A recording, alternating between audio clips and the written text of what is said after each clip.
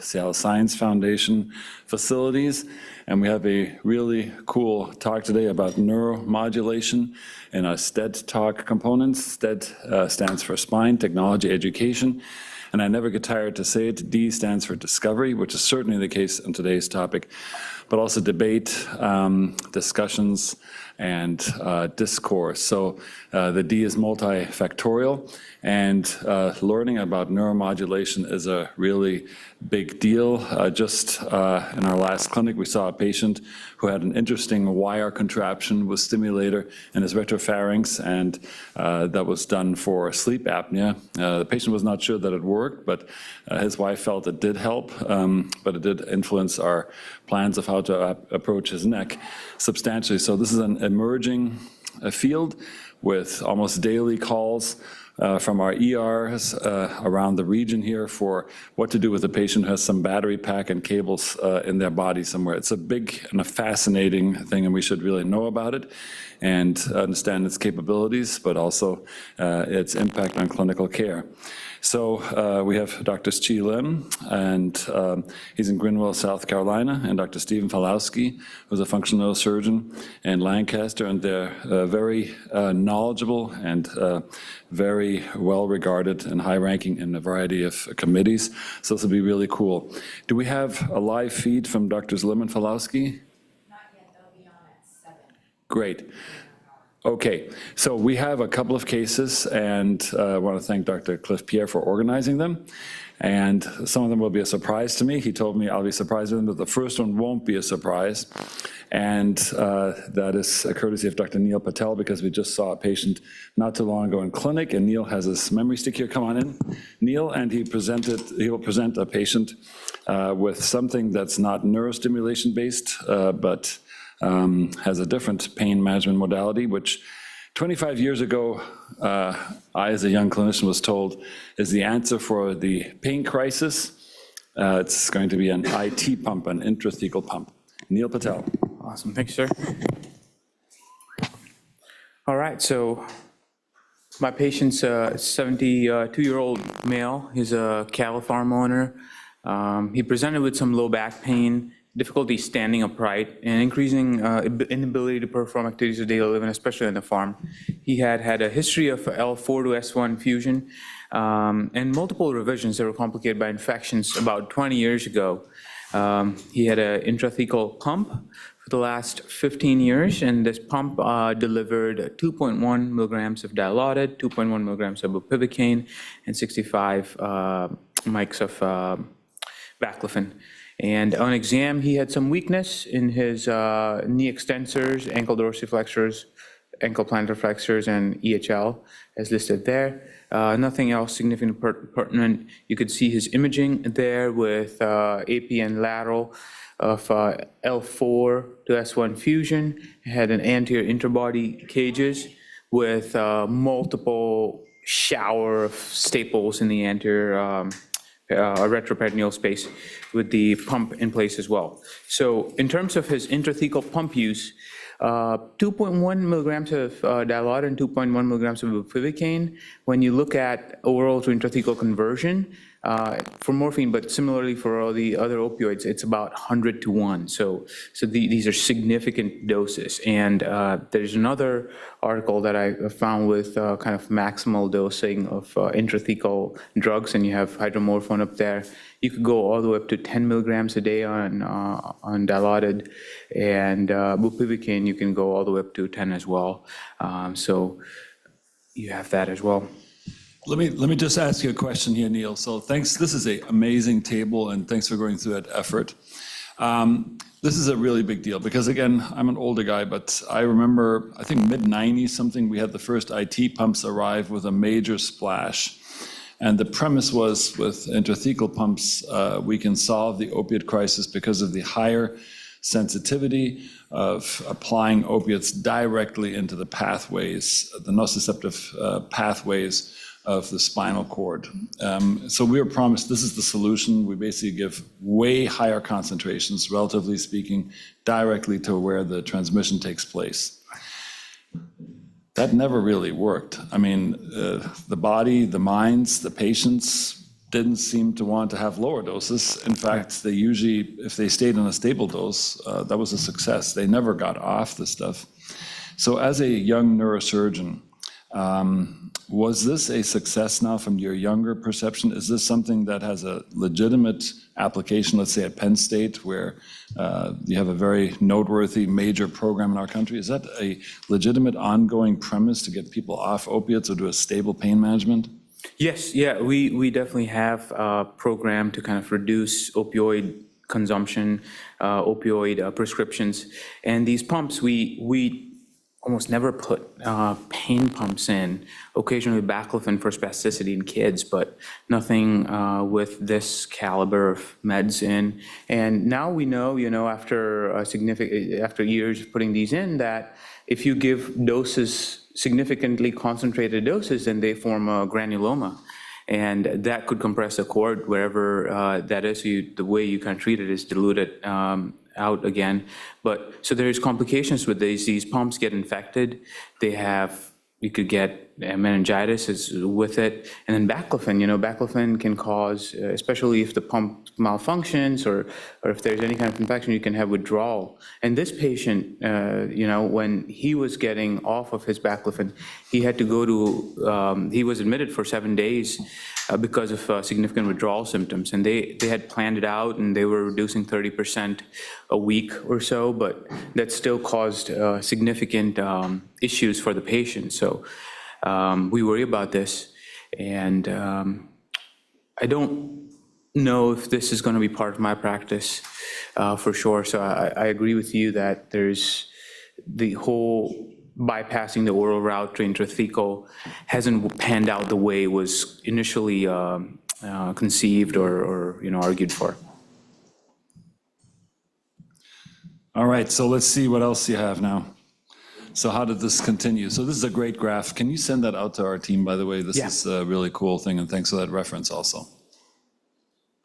So now I have imaging. We have 20 years ago when he had gotten the fusion and a pump. So because of the multiple surgeries and infections he had while getting that L4 to S1 fusion, he had developed a pain syndrome, and they decided that maybe more surgery is not the option and pump would be good. So he got pumped pretty quickly after his surgery, and he had had it for 15 years or 20 years now, as you can see there. And over time, you could see that there's proximal junctional kyphosis, decompensation happening over time on the sagittal images there, and AP-wise, he's doing pretty good in terms of coronal balance.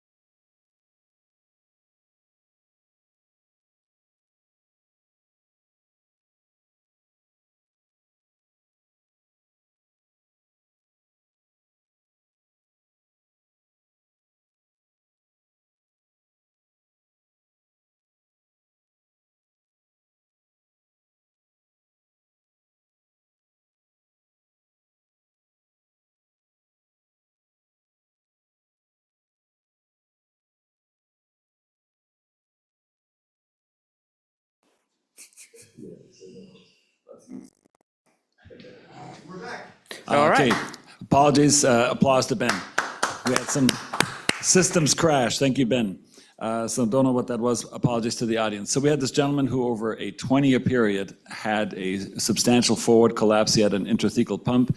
He had in an outside institution an L4 to S1 fusion, which seemed pretty traumatic with all the clips. Neil, tell us, is this just adjacent segment disease, or is there a more profound problem taking place in this man? I think there's a systemic problem taking place. I think there's some, role of adjacent level disease, but I feel that you could see that there is no reactivation of the back muscles. You could see every level has a small amount of kyphotic angulation that has overall caused his global balance to be significantly off.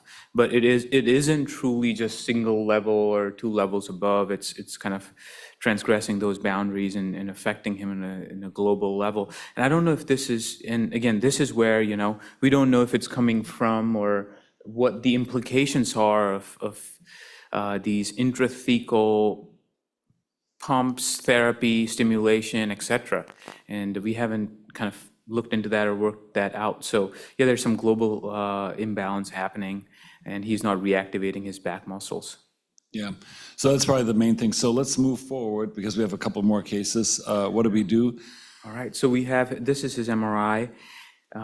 Overall, looking at the Gutier grading in his lower back muscles, just a little bit of fatty infiltration, nothing significant. He has level above, of course, some stenosis, facet hypertrophy, disc bulge, and the levels of the fusion look good. So that's his MRI. So stenosis, and again, a stenosis like this frequently can beget more stenosis by the patient leaning forward, the escape posture, and it opens up the spinal canal in the short term, but it increases pressure on the discs and collapses the disc space down more, pushing it into the canal. So this is the classic vicious cycle. So the first thing we did was not operate. What do we do with the patient? We prehabilitated him. Right. How long was that prehabilitation roughly? That was about 6 months. Yeah. We had him come off so we talked about his IT pump meds, and we had him come off his IT pump meds. They reduced it down 30% a week, and he was in hospital from withdrawal from baclofen for a short while, so that reduced that speed even further. But he did start coming off of him and was off all intrathecal meds before the surgery, and our plan was to definitively address his deformity, his stenosis, and in doing so, we couldn't be sure if we would be able to save that intrathecal catheter, especially because we'd be working there. So this is his myelogram.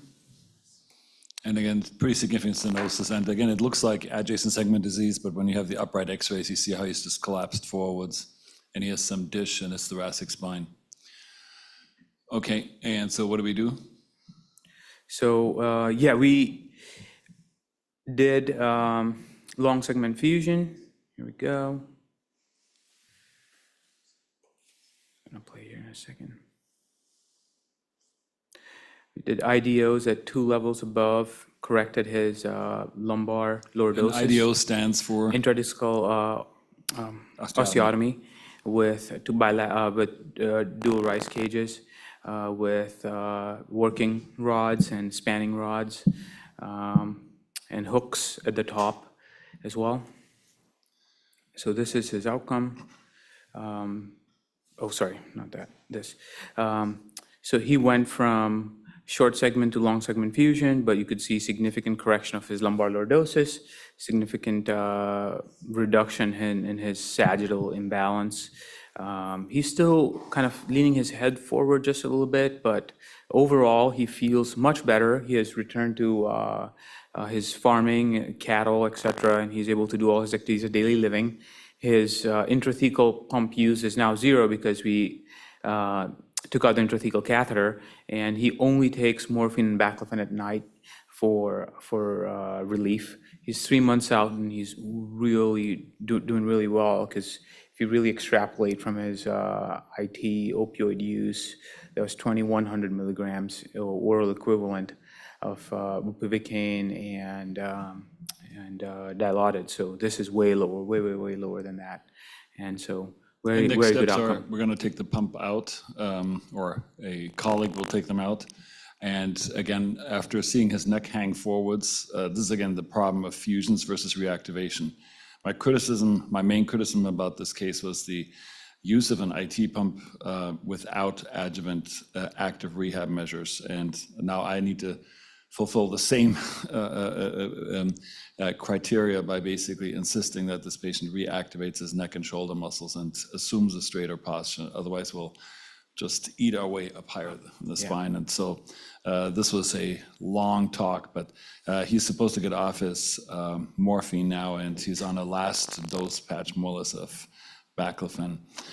Any learning points for yourself in your review of this case? Yeah, one, rehab. So following patients post-op like you do for years and kind of following their construct, helping them reactivate those muscles, aggressive rehab therapy, and then things we talk about, like the recumbent bike, buy one, keep one at home, cardio, swimming, and posture, reducing opioids. All these things help. And the one thing that I did want to ask our faculty was, now there's new technologies and things coming out, especially for reactivation of the back muscles and back pain. And there are stimulators that go into paraspinal muscles. One of them is called, I think, Reactivate or something. But I would be curious to know people's opinion on those kind of stimulators to reduce this kyphosis issues. And we'll have to wait for that later because our faculty is still underway to come on board. Thank you. So we'll go for a similar but different case. Now these are all going to be similar, different cases. What do you have? Oh yeah, go for it.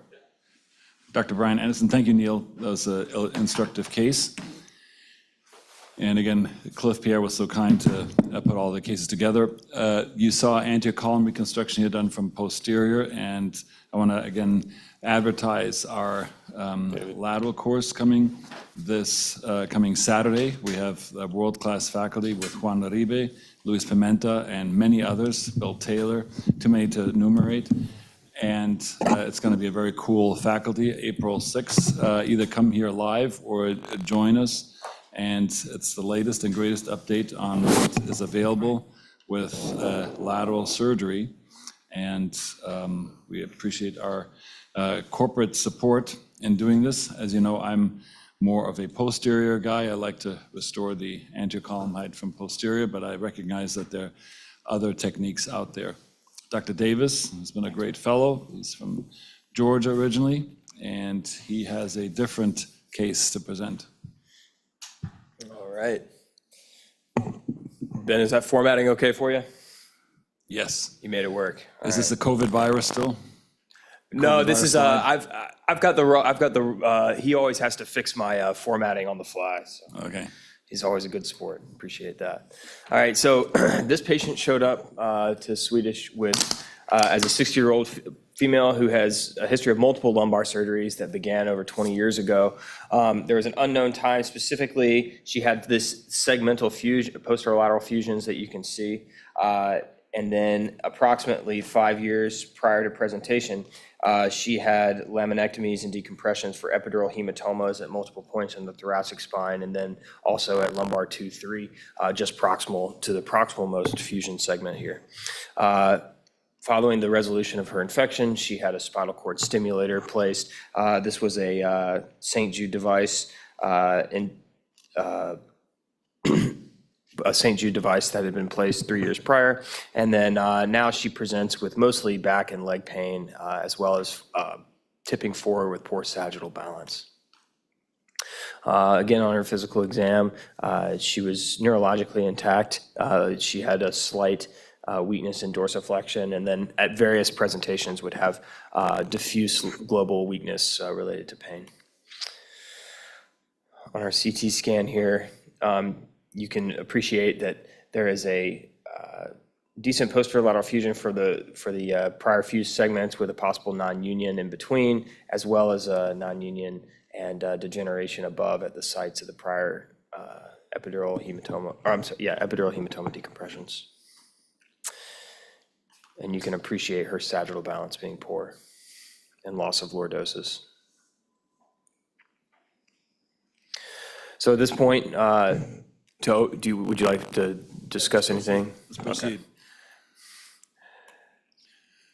So the plan for her was to do a T4 to pelvis to correct her sagittal balance, as discussed earlier, an intradiscal osteotomy with bilateral expandable cages was performed at multiple levels where the pseudoarthroses were present to restore a normal sagittal balance. This is usually where I would ask Dr. Oskuyan, my partner, who's one of the early adopters of far lateral surgery, whether he would do these deformity corrections with a far lateral approach.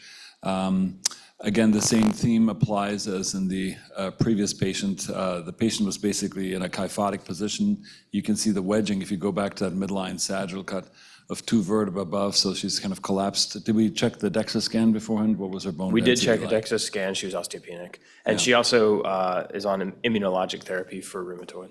Yeah.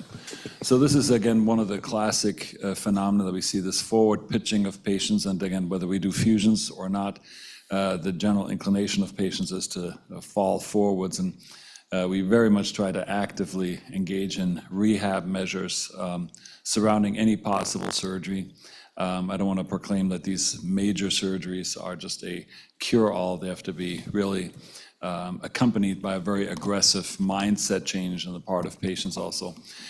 Looking back at this case, how did that dorsal column stimulator help the patient? Was it, in her own words, a benefit, or what happened? In her words, there was a potential benefit in her lower extremity pain and no benefit in her back pain.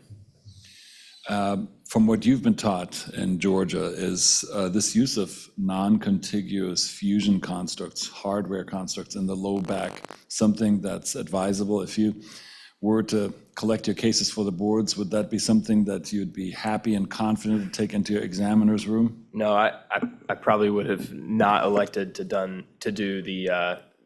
do a segmental fusion in the lumbar spine, particularly in a mobile segment. What's the problem? Yeah, what's the problem with doing non-contiguous low back instrumentations? I mean, really, for me, it just violates basic understanding of physics. You've created long lever arms at multiple points in the mobile segment of the lumbar spine, so it seems ill-advisable. I think the only time that segmental fusions are appropriate is potentially in the thoracic or non-mobile spine, or if you're talking obviously of cervical and lumbar fusions. But yeah, I think the main problem is, and a patient will anyways want to pitch forwards. The hardware serves like as a rebar in concrete. It reinforces the concrete. A fusion is not solid. It's a living bone structure that'll remodel according to Wolff's law, and it'll submit to Wolff's law. So it's very common that patients with a posterolateral fusion will want to fall forwards, especially if there's hardware on top and below that. So, and whether this fusion is really solid in that area, we got a bone scan also, which was not totally clear. And the other question is she fused to the pelvis or not? So there are several areas that are a real problem. The main issue is obviously adjacent segment collapse, kyphosis, and stenosis. And then the other question in your assessment was, why did we go to the upper thoracic spine as opposed to the lower thoracic spine? Was it really necessary to go there? I think for her it was. She had the epidural hematomas that extended up all the way to T8 that had been previously treated by an outside surgeon. And so at this point, I mean, you can see she's got pretty ratty end plates, and with the pitching forward, I think for this patient it made sense to take a more aggressive approach rather than a less aggressive approach. Also, what's hard in these presentations is to demonstrate how motivate, your gestalt to the patient. It's really an intangible when you're indicating people. And based on the documentation for this patient, she seemed to be a reasonably motivated person who could understand what she was undergoing and the lifestyle changes that were necessary. And this patient is a testament to that. She did very well. At 1 year, she was very happy, and her husband was very happy with her function. And I don't think you can argue with these results. Good. Anything you do differently, honestly? I mean, why do we use 4 rods? Is this something that you would do? Would you have gone to the lower thoracic spine? Do you think this was the way to go? I think that I probably would have called and asked for an okay from my from people that I trained with to go to T4. I think that would have been my inclination, but I would have been a little bit wary of extending beyond the lower thoracic spine initially. But I think it's the right thing to do. I just think that's the one question of that I would want a little bit of reassurance that I was not incorrect on that. Yeah, no, I personally, I'm responsible for this case. Don't take that decision lightheartedly. Right. But the most encouraging thing is when we compare upper versus lower thoracic spines, and my interpretation of the ISSG data, and our previous partner, Dr. Hart, was instrumental in some of those comparison studies. The outcomes are certainly not inferior in upper thoracic spines, and their functional outcomes are actually equivalent or better than lower thoracic spines. Their revision surgery rate is much lower in the upper thoracic spine.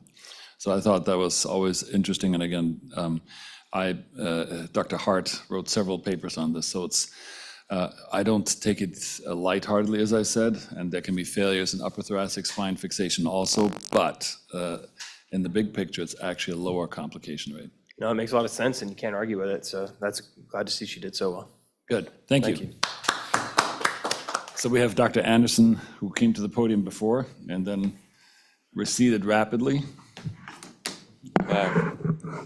This time he is appearing with more confidence. That's right. You're going to adjust the podium upwards slightly from the lows of Dr. Davis to the heights of Dr. Anderson. My apologies to all the shorter and more inferior fellows. But he's also wearing boots, which the audience can't see. So he has some nice heeled cowboy boots. Dr. Anderson, what do you got for us? I have a presentation here that I've put together about one of the previous patients that we've taken care of at this facility. This is a 71-year-old patient, and she's got a 30-year history of progressive low back pain, bilateral radiculopathy. She has gait intolerance, standing intolerance. You can't even, at the time of presentation to our clinic, stand and do the dishes for more than a couple minutes without having to sit down. She's unfortunately been a patient that has been seen by various surgeons in the past. She started having decompression surgeries in the 1990s.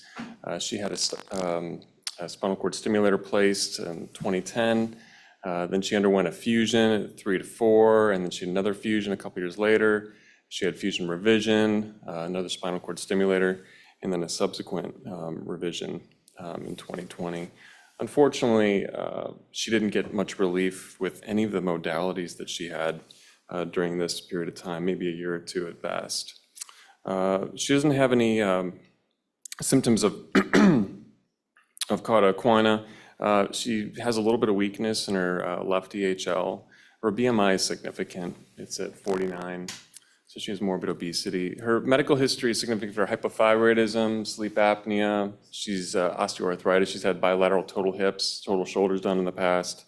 She lives independently with her husband. She takes baclofen, gabapentin, and she's failed conservative management with therapy and epidural steroid injections in the past. And you can see here just AP and lateral scoli views of the patient. She has relatively flat thoracic kyphosis, and then she has a large mismatch between her lumbar lordosis and pelvic incidence of about 42 degrees. And then she's pitched forward about 8 centimeters, and her coronal balance isn't terrible with just a centimeter to the right. Here I have a quick CT, sagittal and axial, that just shows her lumbar fusion, which shows some fusion between L2 to L5, some posterior lateral fusion. But you can see that there's significant central stenosis, occluding the contrast at L1, L2. Very well could be what's causing her gait intolerance and standing intolerance. So it's the same theme, the patient's pitched forwards. Yeah. When a patient in clinic comes to you and is pitched forwards when they're standing up, do you have any physical exam tips and tricks to look at the patient, understand what's going on with their forward bent posture? As far as evaluating them standing and seeing what their range of motion is, seeing if they can lay flat on their back. Bingo, Yeah. the recumbent test. So I highly recommend that you take the time to get the patients disrobed down to their undergarments or an exam gown, take their shoes and socks off, and have them lay flat on their back. I think this is an extremely insightful thing. I watch the patients, how they mount the table, how independent they are. That tells me a lot about their needs in any potential surgery scenario. Right. If they need max assist, you know that this is not going to be a quick hospital stay, and that aftercare is likely necessary. But the most important thing for me is when they lay down, can they actually unroll their spine versus do they stay fixed and forward posture? What is the implication for you as an orthopedic surgeon when they stay forward pitched versus not? Well, they have a flexible physiology, or are they rigid? How much work is going to have to be done to be able to correct that rigidity? Yeah, the plan for an osteotomy is totally different. The patient is a flexible kyphosis. The other thing, as an orthopedic surgeon, I saw the hip replacements. What do we look for in our hips and knees in our patients? We always look at their hips to see what degree of arthritis they have, but you also want to see what kind of mobility they have in their hips, because that's going to affect any kind of spine surgery you can do to their lumbar spine. For our neurosurgical colleagues, having a hip flexion contractor is a very disabling thing and something that orthopedic surgeons who do total joint replacements can actually very effectively address. And quickly. Yeah, relatively quickly, again, a large gain. So what is your gestalt? So she has hip replacements. How long did she have that stimulator in, and did it help the patient? Yeah, so she's had 3 stimulators. I'd have to look at the numbers again, but I think it was 2010, 2014, 2020, something like that. She had 3 different stimulators from multiple different companies. She's had surgery from at least 4 different surgeons in the past. And she's a patient that I don't have records from these other surgeons. I don't know what just conservative rehabilitation methods that have been undergone previous to her presenting to our clinic. But she is somebody that likely has not a single issue that's causing her pain, but a multitude of issues, and likely weak paraspinal muscles contributing to significant back pain. At the time of her presentation to us, she clearly has central stenosis that is severe, that is contributing to neurogenic claudication, which needed to be remedied. All right, so what do we do? Yeah. So given that she had significant stenosis at that level, she's very large, we revised her construct. We did a T-lift at 1-2, and due to operating in the thoracolumbar junction, we extended her up to T9 to protect that area, and also went down to the pelvis, given the long construct. Surgery was otherwise uneventful. She had a solid fusion from L2 to L5, and she got a little bit of lordotic correction at 1-2. Here's a CT, postoperative CT. So there was no attempt made at this is not my patient, so I'm discovering this patient myself. There was no attempt made to correct the L5S1 forward pitch. That's correct. Yeah. Yeah, I personally probably always suggest that you either do an anterior lumbar interbody fusion, if you have a good access surgeon who does not need a whole clip gun to be emptied in the retroperitoneum like we saw in the first patient. Right. Or I would do, in my personal hands, a bilateral expandable cage with a interdiscal osteotomy. Did the patient stand straight afterwards? Uncertain. She was lost to follow-up at 3 months, and it wasn't stated in the documentation. Can you scroll through the sagittal images again? Yeah. Just to see what the foramen looks like? So for me, the problem is you always want to start at the bottom and build up towards the top if you want to go for surgery. And I would have, again, done either an anterior lumbar interbody fusion. The foramen still looks moderately tight, so I'm always worried about that. And I would have probably done one more interbody fusion higher up to really have control of that spine. And so do we have any standing films on her?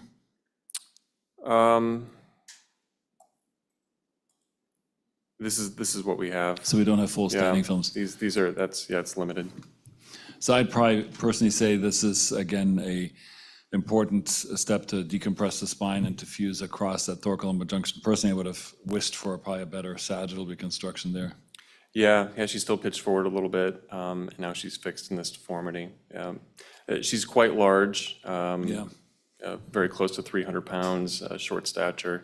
So going from the front would have been quite challenging. But going from the back, and I've seen you do it plenty of times, you could have gotten significant lordotic correction there at 5'1". Yeah. Yeah.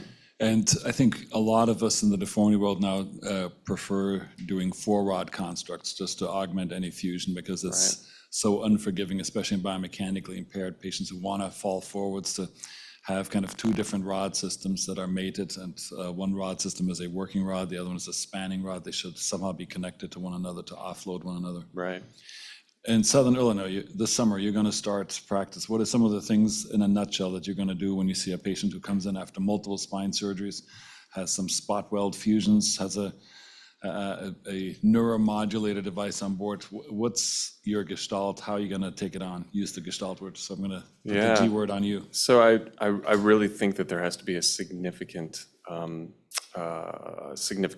of patient responsibility in proceeding forward with surgery. So I can't guarantee any outcomes apart from what's done by my hands in the operating room.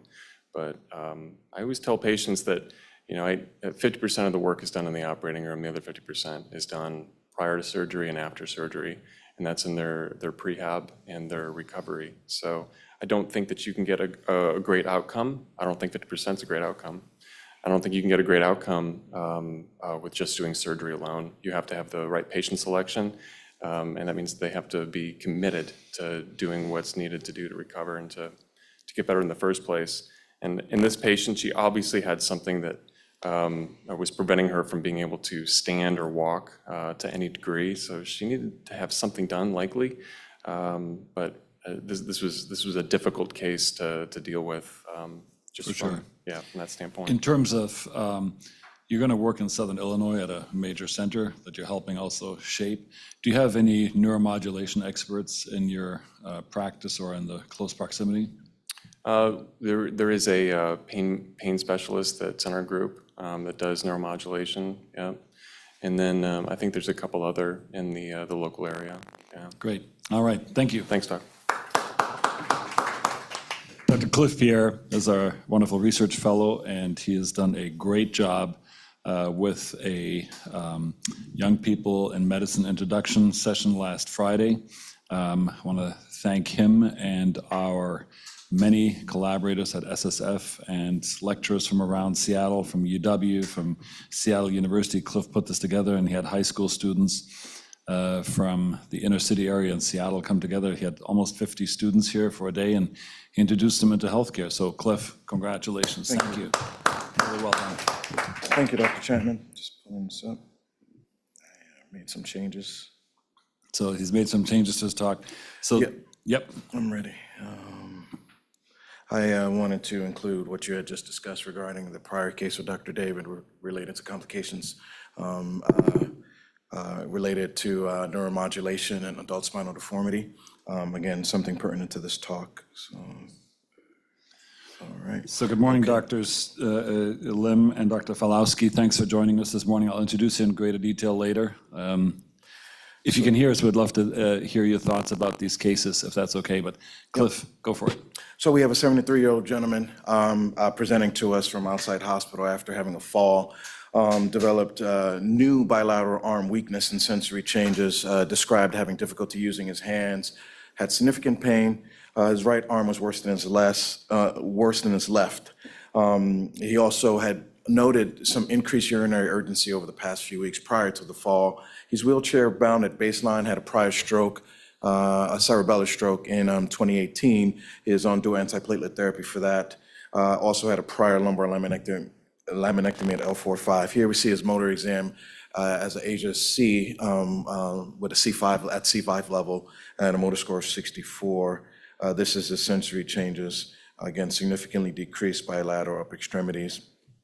He had bilateral neuropathy, but this could be related to pre-morbid conditions of diabetes. And so here we have a CT cervical myelogram. Again, there was an issue with the contrast getting up to the cervical spine. We'll find out why in the next slide. But also noted, again, significant severe cervical spondylolysis and degenerative disease. Here's his thoracic spinal myelogram. Again, noting some significant changes in the lower thoracic spine, thoracolumbar junction, Just going to play through that. Here we see the cables. Patient had a history of a spinal cord stimulator for chronic back pain. And this is his thoracolumbar spine. Again, significant lumbar degenerative disease, has a block at that L1, L2. So this is the reason why we could not get too much contrast in the cervical region. Again, also noted severe ankylosis, dish as well, but we're back. Thank you, Ben. Again, we're back. So in summary, again, 73-year-old with central cord syndrome, had a Foley placed for his urinary incontinence, complex multifactorial disease, and preoperative spinal cord stimulator, as well as a tandem disease, cervical and lumbar spine. So let's proceed in the interest of time. So cervical spine and lumbar spine, do we have an actual visualization of the cervical spine with an MRI or something? No MRI because of the spinal cord stimulator. Yeah. So are all, you've trained in neurosurgery also, are all spinal cord stimulators a contraindication to MRI scans, or can you get MRI scans in certain? No, they're all contraindications at this time. It's a 100% contraindication. 100%. You might have some centers that try with like a lower Teslas, but they're all contraindications at this point. I'm not sure if there's any newer changes to the newer devices, but as of the last couple of years, they're all contraindications for MRI scans. So again, with this patient in his severe acute neurological decline in the setting of central cord syndrome, again, surgery is the indication. We proceed with the cervical first, and then we could treat his thoracolumbar region, and then the question is, what do you do with the spinal cord stimulator? So again, we opted to, again, treat his cervical spine disease with the cervical decompression at 3:1, and then posterior cervical instrumentation from C2 to T2. And how did that work out for the patient? Worked out for the patient. They noticed immediate improvement in their neurological symptoms in terms of their strength, upper extremity strength. I'll show that in the postoperative exam. Yeah, and then subsequently, about a week and a half later, we then treated his thoracolumbar disease, again doing a T9 to pelvis fusion with intradiscal osteotomies at L2, 3, and 3, 4.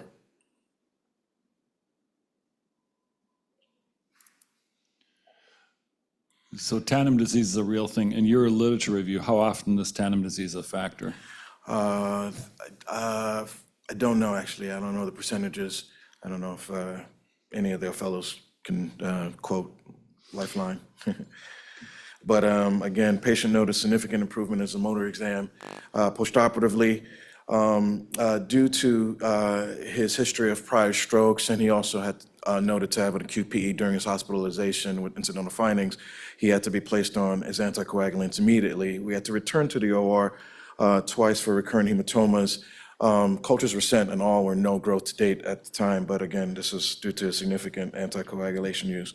And again, many of these patients have complex multifactorial disease, and as you had discussed, again, from the ISSG group and one of our former attendings, Dr. Hart, this paper led by Dr. Daniels in 2021 did a comprehensive review of their adult spinal deformity patients and those that included spinal cord stimulators and intrathecal pumps.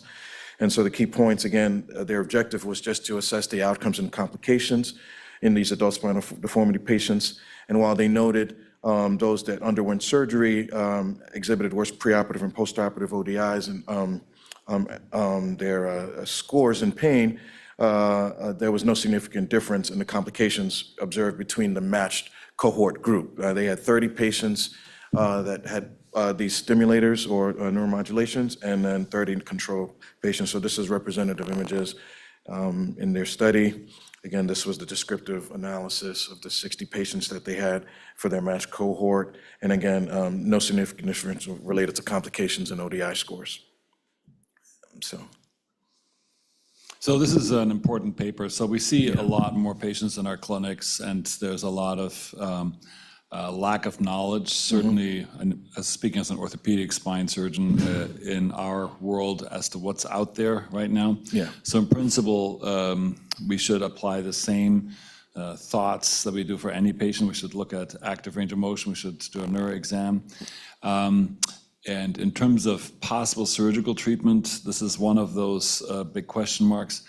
Did the surgeons and their cohort try to preserve the spinal cord stimulators, or were they routinely They were removed? routinely removed. In the results, nearly 60% of those were removed. So 17 of the 30 patients had their spinal cord stimulators or pumps removed, and for that cohort.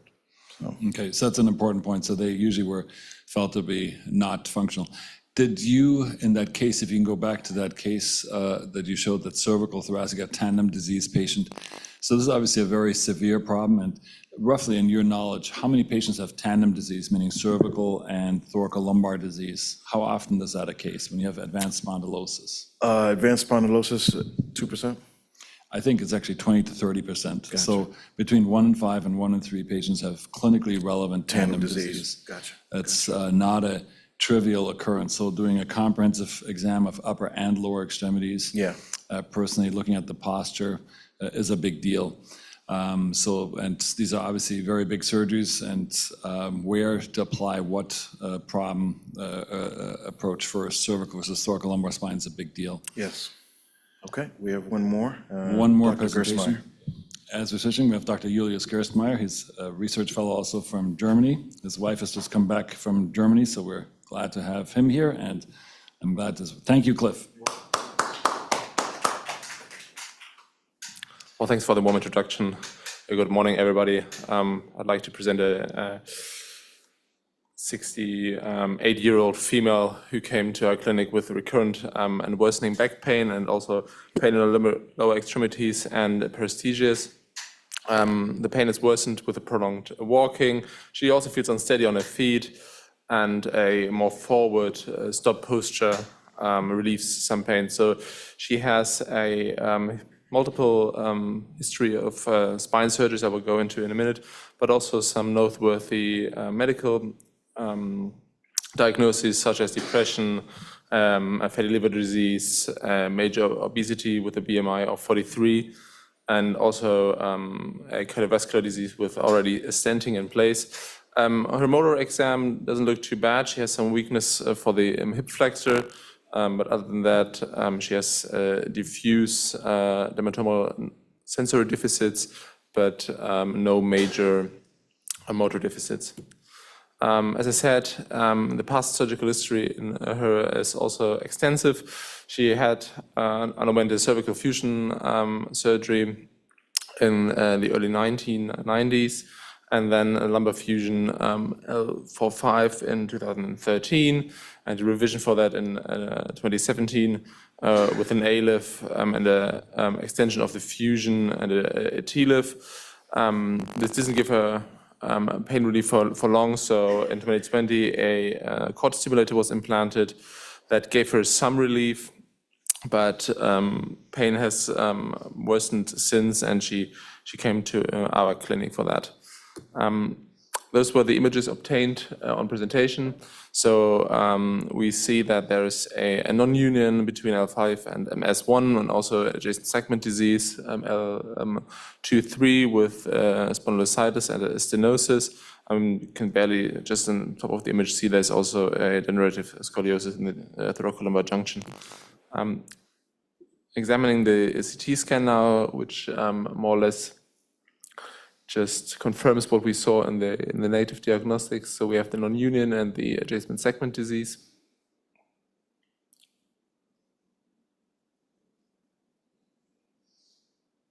Just let that run through.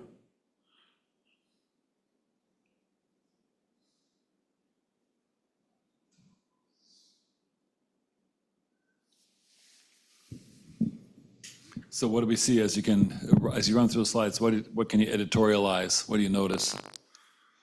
Well, for us, she obviously has the adjacent segment disease. So one segment above fell apart? Yeah. And Does the fusion look fine? Does the patient look well aligned in all other areas? No. She has a non-union L5S1, and she doesn't have too much low doses as well. And she probably has some SI joint overload. Yep. There's at least gas, sclerosis. There's maybe some subluxation. I don't want to evaluate that, but you as a trauma surgeon, this is again one of those things I always encourage everybody to look at the SI joints. So just to sum it up, as I said, she is a a patient with a recurrent and worsening back pain. She has had complex surgery to her lumbar spine beforehand. And imaging, as we just discussed, we have the adjacent segment disease and the non-union as the prior findings. So do you have a standing X-ray again as we go through treatment options? Yep. Do you have full-length standing films, scoliosis films? Just postoperatively. We don't have any. Yeah, scoliosis so I do films. recommend, this is not my patient, I do recommend that we get full-length standing films for assessments. Did you see any reference made to a recumbent test? Do we have hip range of motion exams?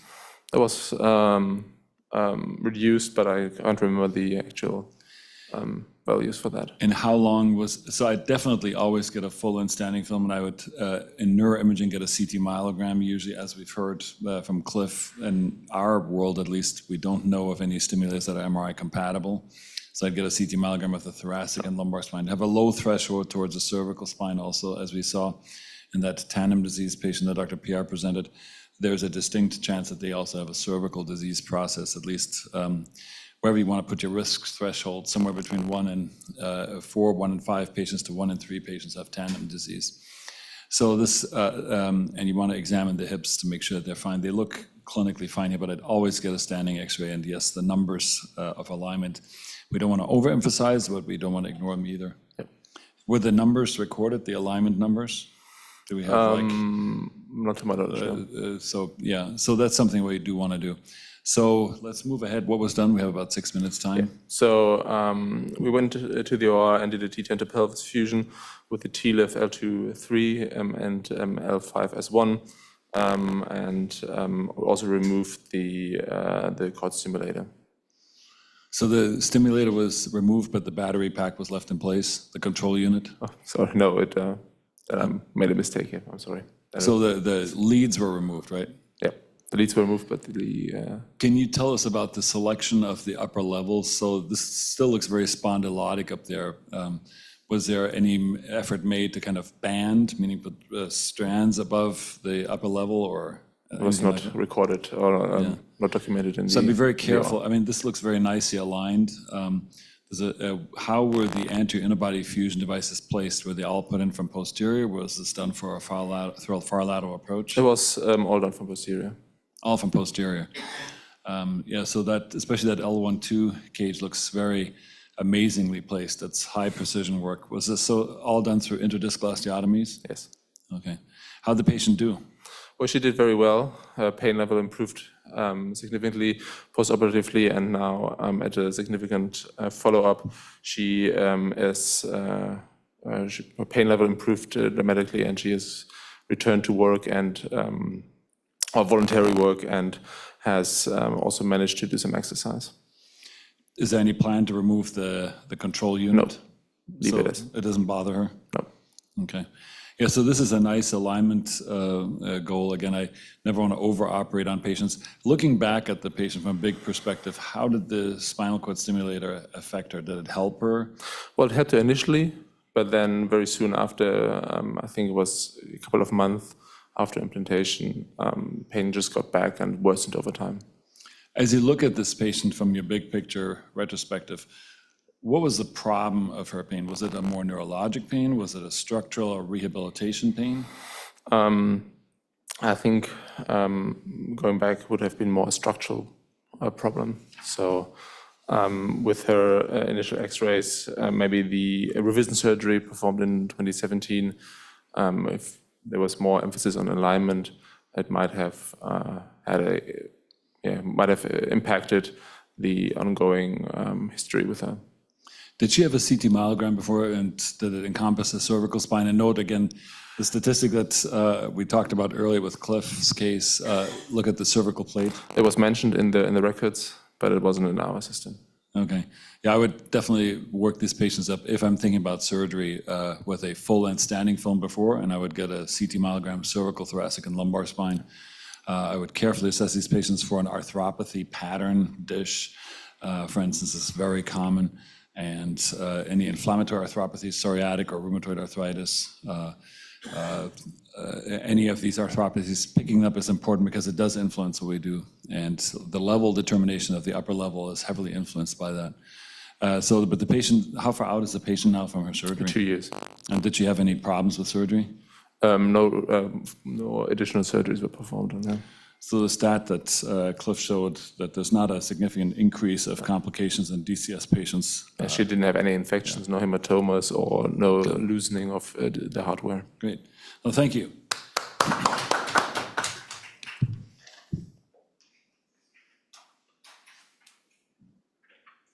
So thank you to our fellows again, and I want to make our advertisement for our far lateral course, April 6th. Right, Corey, right, Ben? Which number is that? Which far lateral course is that?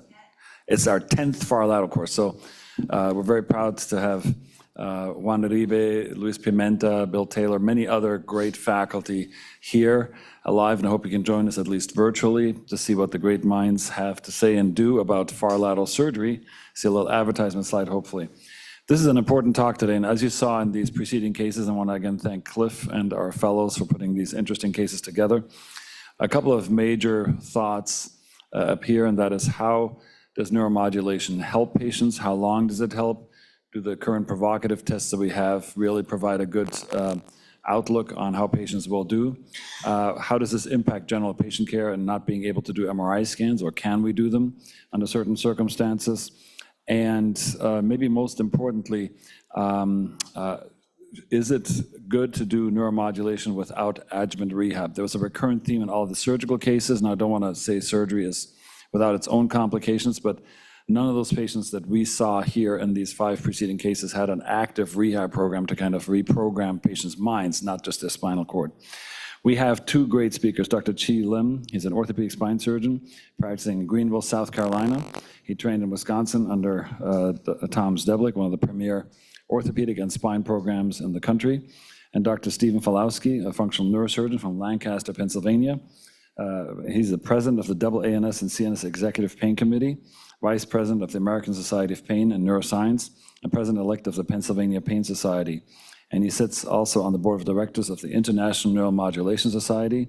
He is a very active and academically active colleague as well, and we're really looking forward to learning from you about neuromodulation.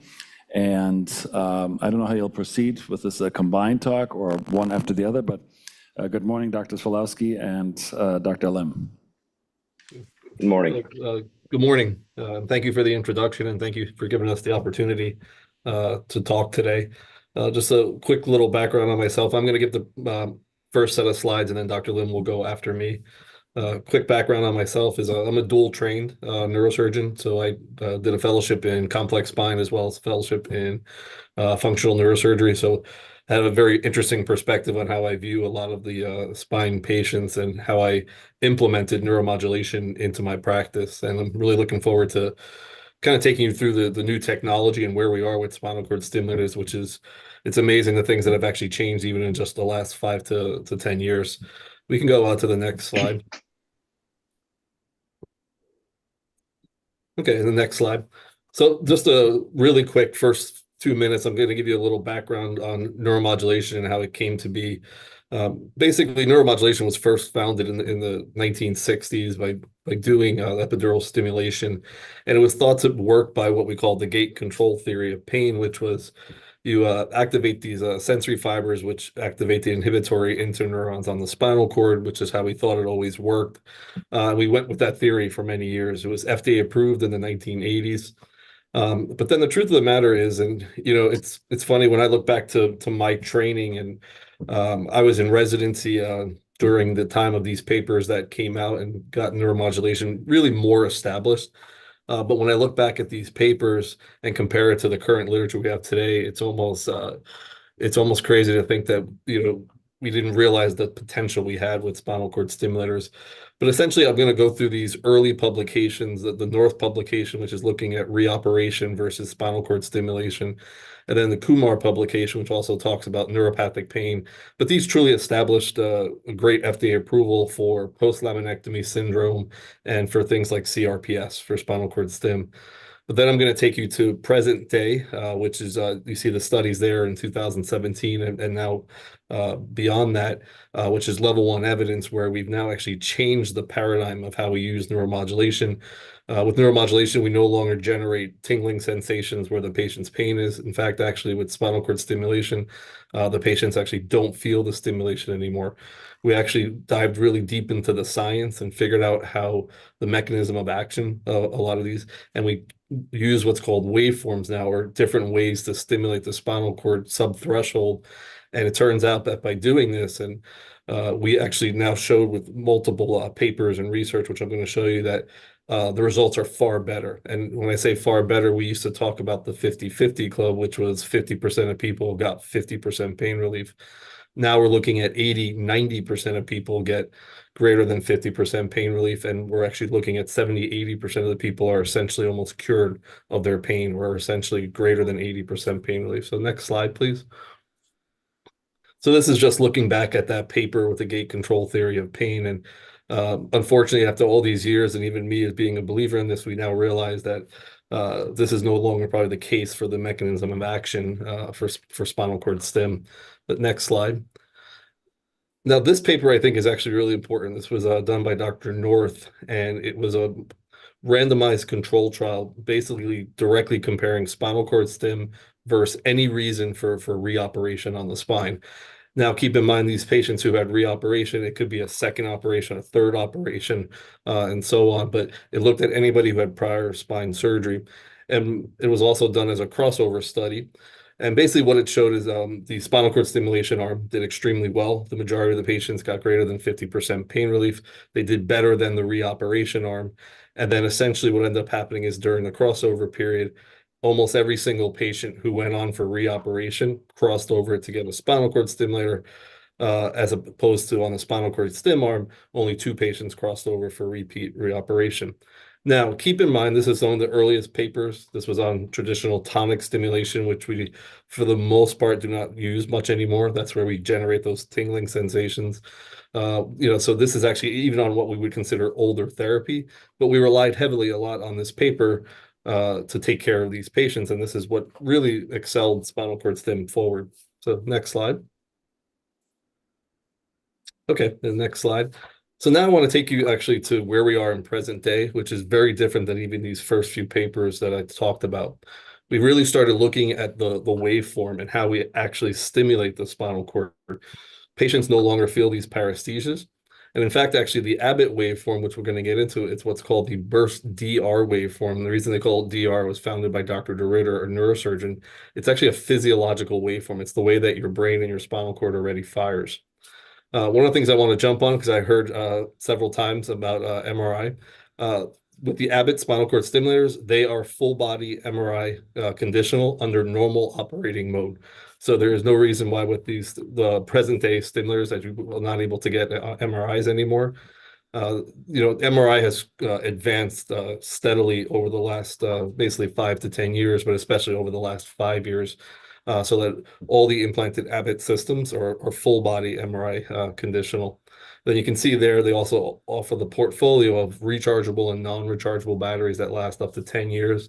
And previously, even with rechargeable batteries, if patients wanted to have a 10-year battery, they went with a rechargeable, but that meant they also had to charge the batteries either every day or every other day. We've now gotten to the point with technology that the rechargeable batteries are only charged about once, 5 times a year or once every 2 months.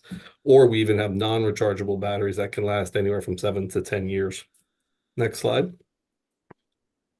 Okay, so now I'm going to jump into what is unique about Abbott and the waveforms that we use, and also jump into the data that now supports this, which is even far better than the data we've ever had before. But what the burst DR waveform is, it's a physiological 5-pulse sequence. And Dr. DeRitter was a neurosurgeon who was studying tinnitus, and he realized that the reason patients had tinnitus was they had abnormal burst firing in their brain. So it turns out that your nervous system only fires 1 or 2 ways, either in what we consider those traditional tonic type parameters of just pulsing, or your brain fires in what's called this burst DR sequence, which is a physiological 5-pulse sequence. So what Dr. DeRitter did realize, if he restored this burst firing in the brain, he could actually treat tinnitus.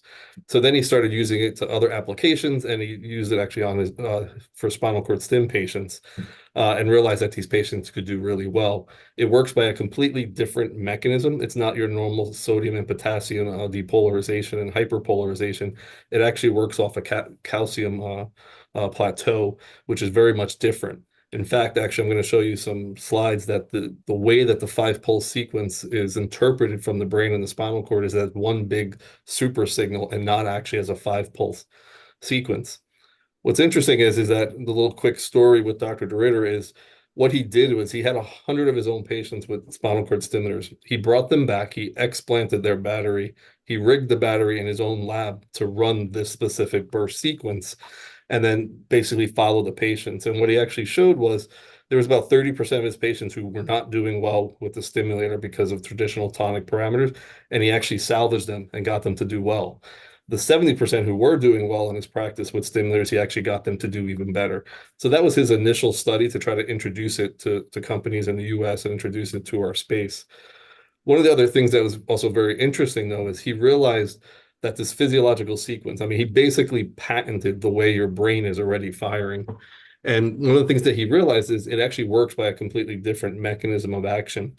When we think about traditional tonic parameters, you think about generating a tingling sensation where the pain is. And I used to always tell my patients, you wake up in the middle of the night, you bump your shin, first thing you do is you reach down and you rub it, and the pain goes away. It's not really because the pain goes away, it's because you activated the lateral pathways that go out to your sensory cortex. So your sensory cortex starts thinking about tingling and not about the pain, or starts thinking about the rubbing. Now, what Dr. DeRitter realized with this physiological 5-pulse sequence of burst DR was it also activated what we call the medial pathways. The medial pathways are what go to the frontal lobe of the brain. This is how you interpret your pain catastrophizing, pain interference, your mood that comes with the pain. This is why I always say, if you give a granny 50% pain relief, she goes to the mall with her grandkids. If you give someone else 50% pain relief, they can tell you they're bedridden. It's all about how they pain catastrophize and think about their pain. He realized that this burst DR sequence worked, but such a different mechanism of action, it actually activated these medial pathways. And he studied it with EEG, functional MRI, and PET scan imaging in the United States to show that he activated the frontal lobes of the brain. And the reason this is going to be important, next slide, is because in all the studies that we did subsequently on burst DR, we evaluated things like the psychometric measures, pain catastrophizing, pain interference, and we were able to demonstrate more so than any other type of stimulation for these patients that they do extremely well with these psychometric measures of how they interpret their pain and pain catastrophizing, to the point that we've actually improved patients better than the normal population, meaning better than the pain catastrophizing of somebody who doesn't have pain. Now, quickly here, I just wanted to show you that one of the reasons we know that the mechanism of action of this is very different than what we're used to with spinal cord stim is this is work that I did myself, so single author study, non-industry funded, where I use intraoperative neuromonitoring on all my spinal cord stimulator cases, not just for safety, but also because we have to map the spinal cord to see where the electrode is and make sure it's properly placed on the midline for it to work properly. But what I decided to do was I took all the different type of stimulation parameters that are on the market, all the different companies, and I did real human nerve recordings in the operating room. Essentially, what this shows is that every other company on the market basically uses a form of what we consider tonic stimulation, or that tingling sensation, whether they turn it down subthreshold so that you don't feel it or not. What the nerve recording showed was that for every company, it's a form of that type of stimulation. So it's no different mechanism of action. However, with the burst DR stimulation, it showed that it was fundamentally different. And when I say that means the 5-pulse sequence you can see there on the left is interpreted as one big action potential very deep inside the spinal cord. So normally tonic stimulation, every pulse you give, you get a response, and it goes from superficial to deep in the spinal cord. Burst DR works completely different, where the 5-pulse sequence is interpreted as one big action potential, and it's interpreted first deep in the spinal cord, not superficial. So we realized from this that it works from a completely different mechanism of action. One of the things that was also interesting is it compounds the action potentials. into one big action potential. Turns out there's only one place in the human body you can compound an action potential, and it's the wide dynamic range neurons of your spinal cord. So this is really amplifying a different mechanism of action for this. So next slide. Okay, and then just to kind of deliver this all at the end before I pass it to my partner, Dr. Lim, I wanted to show you all the studies that exist for burst DR and spinal cord stimulation. When we look at the studies on the left there, you'll see what's called Sunburst and Sunburst Optimize. These were the original studies that led to the FDA approval of burst DR in the United States, where it gained approval in 2016 for use here in the United States. And those were multi-center randomized control trials. It worked so well compared to even prior spinal cord stimulation that the FDA gave it a superiority labeling. This is one of the first times the FDA has ever done this, especially in our space. But what I wanted to point out here is if you look at all the subsequent studies that have occurred ever since the FDA approval of Sunburst, now you think a lot of times with multi-center randomized control trials, even though it's run by industry, there may be some bias, but also I always think that those are like some of the studies you thrive to be, but in real practice, you're never going to have that because you don't have the best inclusion and exclusion criteria. There's so many factors you have to deal with. But it turns out if you look at all these studies, which are physician-run, majority non-industry funded, not belonging to industry studies. These are done by physicians in the real world. It demonstrates the same consistent results. And in fact, there's now 8 level 1 evidence randomized control trials specific just to the burst DR therapy. So I think this really shows that like in your hands in the real world, this works extremely well. And it's really been a paradigm shift, even for what we've done for years with spinal cord stim, to actually now have even more superior results and a superiority labeling from the FDA. So next slide. I'll pass it to Dr. Lim. Thank you, Dr. Falowski. Thank you guys for having me. Again, I trained up in the University of Wisconsin. I have an interesting path to spinal cord stimulation.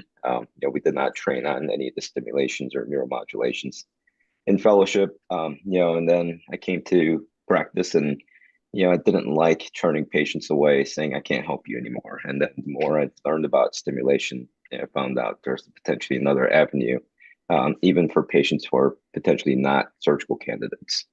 So we'll go over common applications for neuromodulation. Next slide. So as any treatments that we render, there are good candidates and bad candidates. You want to pick the good candidates to have a better outcome. So you want patients who are in chronic pain, constant chronic pain, and they're predominantly neuropathic. And you want historically, you want to avoid the mechanical back pain. And these patients have undergone conservative management and have failed it. And some of these patients have had surgeries, or some of them have not had surgeries. And some of these patients would not benefit from further surgeries, or the risks outweigh the potential benefits of surgery. And every neuromodulation patient, before they undergo a trial, needs to go psychological evaluation to make sure they're an appropriate candidate with no untreated depression or drug addiction. And you want to make sure these patients are healthy enough to undergo implantation. Again, to contrast bad candidates, again, primarily mechanical back pain, not neuropathic pain. If their pain goes away with change in position and it's not a constant pain, historically, they're not the best type of patients to place these in. Again, patients with fibromyalgia, different types of arthritis in the back or knees, and anyone who doesn't appear or have a reason not to get better, such as strong secondary gain, workman's comp, litigation. Some of those patients do well, but you just need to be careful who you pick. And these devices need some management and be able to operate a controller. So you want to make sure they don't have dementia or cognitive issues, and they don't have pain due to implantable hardware. Next slide.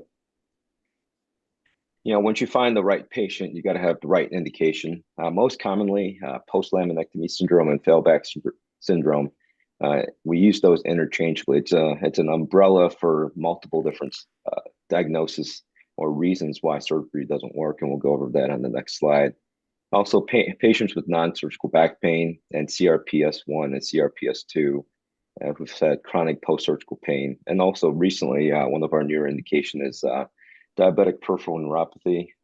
It's been very successful in treating patients who come and see me for potential radiculopathy, but then found to have neuropathy, which is causing their leg symptoms. Next page. So post-laminectomy syndrome or failback syndrome, again, we use this interchangeably. It's anyone who's failed surgery for whatever reason, such as, continuous stenosis in the foramen. We can't decompress sometimes too far laterally into the foramen. We can only take off so much set joints. Sometimes when you do a laminectomy or discectomy, you create instability, which cause more axial back pain. Also, that could redistribute load to adjacent disc or tissue. And also with any surgery, you're going to get scarring, and scarring can affect in the acute phase or even down the road. Patients could be doing well and they have neuropraxia from a stretch injury from a fall or some sort of trauma. Also disc degeneration or any degeneration that continues. So when you look at the US population as a whole, 13.1% suffer from chronic low back pain, which makes a significant impact on mental health, quality of life, and productivity, whether it's professional or personal. Next page. So a study by Dr. Deere in 2017 looked at burst DR, spinal cord therapy versus traditional tonic therapy. So burst DR, it's you can't feel. Tonic therapy is the typical buzzing therapy that patients describe in the past. When you looked at all the patients who've had surgeries, up to, in this study, saw 41% had post-laminectomy syndrome. When you do a literature search, it could be anywhere between 20 to 40% of patients who've had surgery can end up with post-laminectomy syndrome or failed back surgery. In this study, they saw a 41% decrease in VAS score at 12 weeks with burst DR stimulation. And at 12 months, a year out, they saw a 60% decrease in VAS score. And overall, more people experienced at least 50% reduction in VAS score at burst DR than tonic stimulation. And most patients prefer paresthesia-free stimulation versus the tonic stimulation that they could feel. Next page. All right, so I was lucky enough to be involved in this trial. It's a distinct trial, is a randomized controlled trial. And we looked at patients who've had chronic back pain that was refractory to conservative management. And when we looked at these patients, they had to have no back surgery in the past, and they were not candidates for surgery. And when you look at some of the patient characteristics of the study, it's tough patients who've had chronic pain that averaged 12.8 years, and they had disabling low back pain, and were not responders to non-operative care, including the usual injections, RFAs, therapy, chiropractic, and medication. And all these patients on average carried 3 diagnoses for their back, and ranging from 1 to 8. Most common was lumbar spondylosis, again, then followed by lumbar radiculopathy, and then degenerative disc disease and facet arthropathy. And the patients are included when they're reviewed by a surgeon to show that they're non-surgical. And then they were verified by a surgical monitor and an imaging review to make sure they were not a surgical candidate. Next page. So at the primary endpoints, there are 72% of the patients in the study, and 85% of those implanted achieved significant back pain reduction, compared to only 7.1% in non-surgical or conservative management. And then patients receiving burst DR therapy reduced their overall pain by average of almost 70%. And when you look at secondary endpoints, 91% patients had either an NRS or ODI significant decrease. 87% were responders in Oswestry disability score. At 6 months, they were about 30 points improved versus conservative management patients. And then interestingly enough, Dr. Falowski touched on this briefly, but pain catastrophizing scale, which is patients' outlook on their pain, which is emotions and their outlook on how they feel about pain. There was a 86% improvement in PCS scores. Next page. So this is a good kind of figures of how well the patients did. 99% of patients with burst DR stimulation responded at least one of these 3 categories. And when you look at NRS pain score, there was a significant decrease. At 6 months, there was almost a 5 to 6 point decrease in NRS score. In ODI score, there's a 30-point reduction at 6 months, and which continued up to this point. And emotional suffering, this is what's interesting. Patients who had burst DR stimulation did better than population norm. So they had a better look on their pain and how they felt about pain in their life. So, in conclusion, at 12 months and 24 months, we continued to have effective treatment results for burst DR for non-surgical back pain. And that's been an interesting study that's could be a life changer for some of the patients that we treat. Next page. So common questions from a spine surgeon. So Dr. Falowski, why should spine surgeons incorporate neuromodulations into their practice? Sure. I'll tell you why I incorporate it in my practice. And, I started out in academics, and I was in academics for nearly 10 years, and now I've been in private practice for 5 years. And interestingly enough, I actually have the same setup in both, where I primarily do neuromodulation, and I have partners who primarily do spine surgery and fusions now. And one of the reasons I think it's most important is, the data clearly shows that, what we call post-laminectomy syndrome, which it happens in about 20 to 30% of patients. And these numbers have been duplicated numerous times. And I think it's important to realize, even as spine surgeons, that it's not because we did something wrong. The x-rays could look perfect, patients could have great fusions, all the nerves are decompressed, but pain is multifactorial. And unfortunately, 20 to 30% of our patients with spine surgery still come out in chronic pain. And I think that's why it's important to put this into your practice, is because I think giving continuity of care to your patients, being able to tell your patients that, hey, we're doing this surgery for this reason, but if you still continue to have pain afterward, we have options for you. Part of the reason that I think it's also really important is that you don't want to use spinal cord stim as a last resort therapy. And I was listening, very intently to the presentations before ours, and one of the things that I've realized over time, and especially during my training, is neurosurgeons we see spinal cord stimulation a little bit more in our residency, so we're a little more used to seeing these patients, where in orthopedics, you may go through a general orthopedic residency, you don't see spinal cord stimulators, you do a spine fellowship afterward, where the only spinal cord stimulator you see is the one that you're pulling out of a crazy patient. And then it gives you a bad understanding of spinal cord stim and how well these therapies work. You want to implement them early on in treatment algorithms. You don't want patients to have chronic pain for 8 to 12 years, where now they're on narcotics, and it's harder to treat them even mentally. The way they perceive their pain, it becomes harder and harder to treat. And the last thing is, and we saw from the presentations, is with some of the patients that you presented, they had a spinal cord stimulator that was in, it was working, but then it wasn't working as well. And the interesting thing is that I view it from a different perspective, in the sense that a spinal cord stimulator is meant to treat your current pain. If things change in your spine, you can still have spine surgery later. The stimulator never stops that from happening. In fact, if you have a severe progression of adjacent level disease with a stimulator in, I would want to know that that's happening. And so I'm almost happy that a severe adjacent level disease may break through on the stimulator, because then it gives us the sign that there's spinal instability, or a reason that we need to operate. I can tell you that if that happens in my practice, we actually tend to keep the stimulators in, because we believe it helps them long term even after that. And then just the last thing is, I heard a comment about it sounded like the patients that were presented when they got stimulators didn't have therapy afterward. That is something I implement all the time. 6 weeks post-operative, after a stimulator goes in, we start physical therapy for core strengthening. And part of that is also the psychological portion of rehabbing them. So a little bit of a long-winded answer, but I do believe it's important to put in your practice. Maybe Dr. Lim, you can tell us, how do you incorporate it into an orthopedic practice?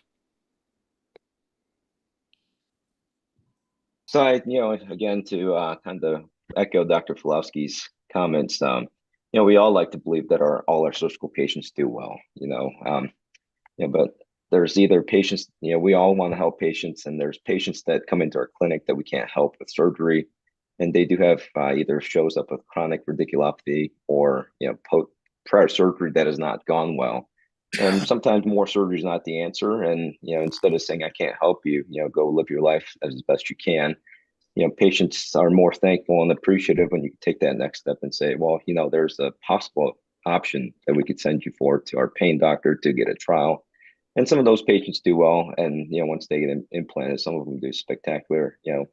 And it's someone that you could have in the past would have been sent out of your practice saying, try to stay off the narcotics and try to stay active.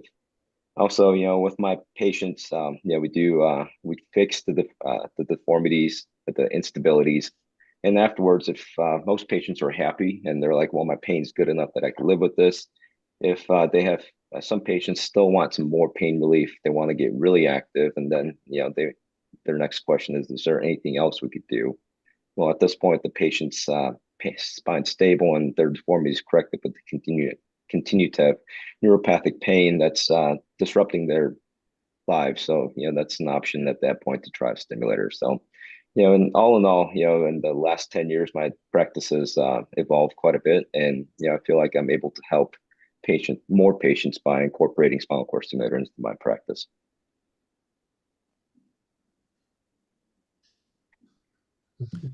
Great, thank you.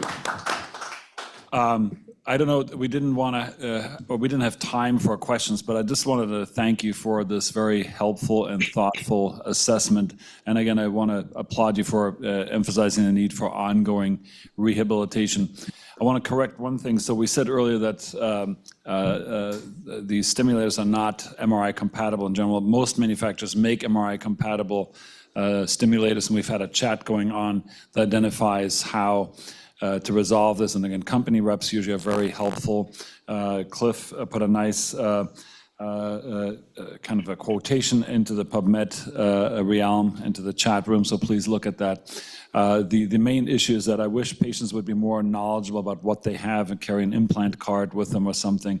We get nightly calls on whether stimulators work or not. The reality is stimulators have a clearly established part in our practices, and we need to understand more what's going on. I think the best sense that I heard was that differentiation of emotional and cortical level pain. This is a wise word that I learned very early. Pain is a part of life, suffering is optional. So I really appreciate the emphasis on that. Any final words of wisdom for us in terms of recognition of MRI compatibility of stimulators and off hours, which is where we get literally nightly calls from the large region that we cover here? So, so we did an in-service for our MRI department, with the stimulators, and, they're taught to go to the op report first. I always dictate what's placed, and, once they see an op report and see what system is in place, they have a better idea where to start. And once they have a better idea to start, it doesn't, the techs can then call the reps, and then, we've had less trouble with stimulators, even off hours. Because of that in-service and the education that we gave to our MRI techs.